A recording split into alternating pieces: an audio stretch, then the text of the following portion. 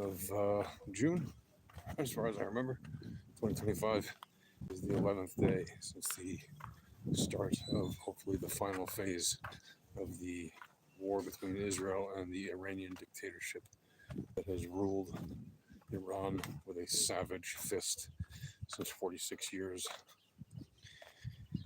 The oppressive Islamist Shiite regime headquartered in Tehran has now been suffering the slings and arrows of the Israeli Air Force and the IDF in general.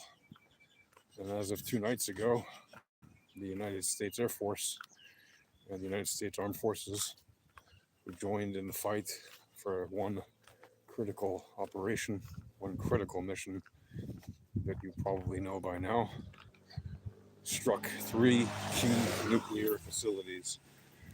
And in doing so, helped Israel set back the Iranian dictatorship at least years in their efforts to achieve a nuclear weapon. And hopefully, if there's any good fortune in the world when it comes to geopolitics, and that's rare and rare these days, but if there is, hopefully the Iranian regime won't last that long. Hopefully they will be ousted sooner rather than later. And I say that unabashedly because they are the cancer that spreads terrorism and evil and oppressive Islamism throughout the region and the world, and of course, in their own country. Right? They treat their own people like chattel. They beat, torture, kidnap, disappear, and unalive massive numbers of people for such crimes as saying they want to dance in public, for saying they want to have freedom, for showing a little bit of hair from under their hijab, from just dancing in public, from for being gay, for demanding that women have equal rights, for demanding that different races have equal rights. And the useful idiots in the West who pretend to be peace activists and liberals and defenders of women's rights and gay rights and all these other rights, as wonderful as that is in the West, they say they stand for Iran. They say hands off of Iran. They're literally defending the oppressive dictatorship that would abuse and unalive all of them in a heartbeat if they had their way with them. These useful idiots who say Israel must be destroyed, down with America, and all this nonsense, while they say it in the comfort of living in free societies that allow them to have this insane free speech. Free speech is wonderful, and you can say insane things. And they say those insane things in those free societies to defend an oppressive regime that most of them have never been to and have no idea where it is on a map. And they have no idea what kind of oppression they would suffer there. We live in an upside down world where people who pretend that they are liberals are defending the most arch fundamentalist villains you can imagine. And I won't call them conservatives because they're not conservatives. They're medieval. The people in Tehran who run the government, they're not conservatives, in my view.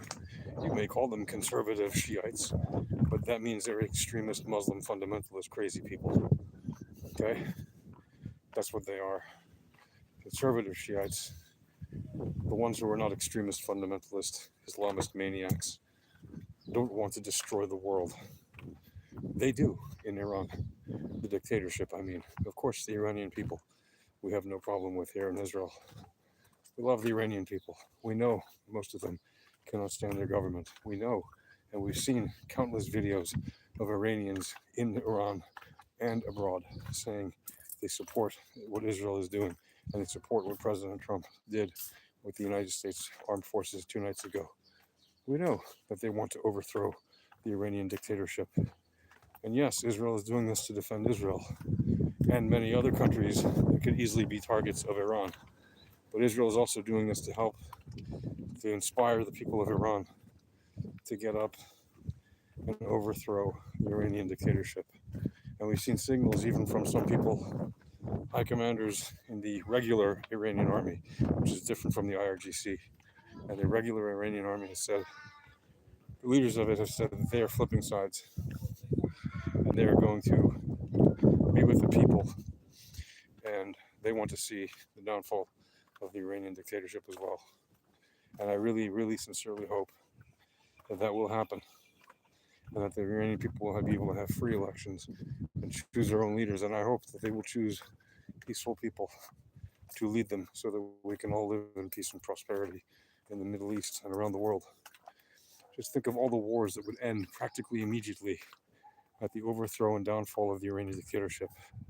The Israel-Hamas war, the Israel-Iran war, the Israel-Hezbollah war, the Israel-Houthi war, the Israel war with the insane people from the IS in Iraq, the Israel people with the insane people from the IS and its ilk in Syria that are not part of the HTS, and many, many terrorist groups around the world, in Europe, in the United States, including a lot of sleeper cells, in South America.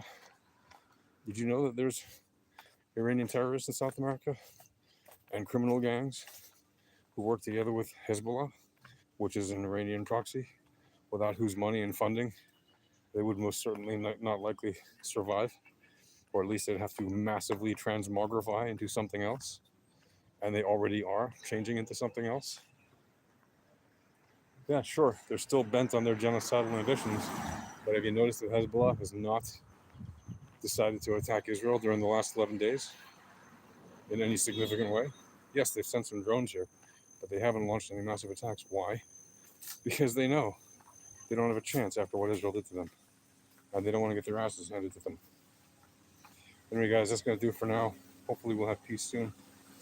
Victory to Israel, victory to the United States, victory to the free world. Peace.